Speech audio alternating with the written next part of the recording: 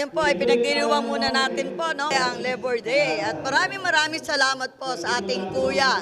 Pinipilit talaga niya na maibalik ang kagandahan at ang kasaysayan ng Pagsanhan. Kaya po subukan niyo dahil ako din po ay pupunta rin po kami ng mga tiga-Pasay upang masaksihan namin ang kagandahan ng lalawigan ng Laguna dito sa Pagsanhan. Kami ngayon po ay nagbigay na rin po nga kami sa mga magsasaka rito na may gisandaan po ng mga libreng fertilizer at nagpaparapol kami para makita ng mga tiga Laguna ang pagmamahal ng inyong abang lingkod, KBL-BBM, Councilor Wawi Manguera. Katuwang po ang ating Kuya Cesar Areza. Ito po ay chance para po mapaunlad ang ating kita at ang ating pong produce para sa ating mga magsasaka.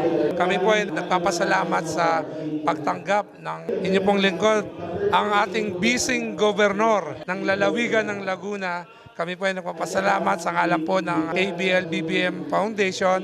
Kasama po natin ang ating Direktor Wawi Manguera, Konsel ng Lungsod ng Pasay, at ang kapartner po natin, ang Yunlad Cooperative sa pangunguna po ng ating Chairman Kayuan. Maraming salamat po sa pagtangkilik nyo sa aming grupo dito sa lalawigan ng Laguna.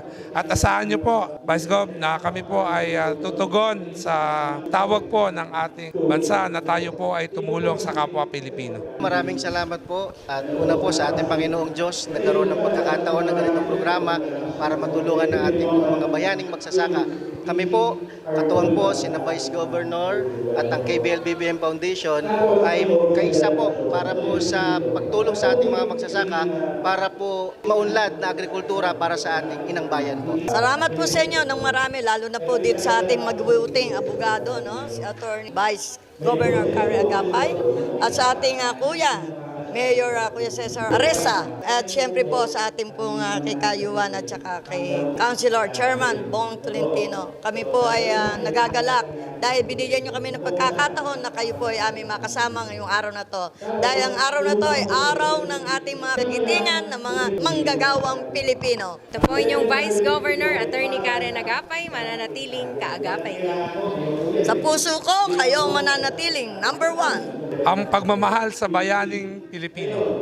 Welcome po ang inyong mga tulong dito po sa ating bayan ng Pagsangam. Malaking pong tulong ang nagagawa niyo po sa aming mga kababayan, lalo na po itong mga magsasaka.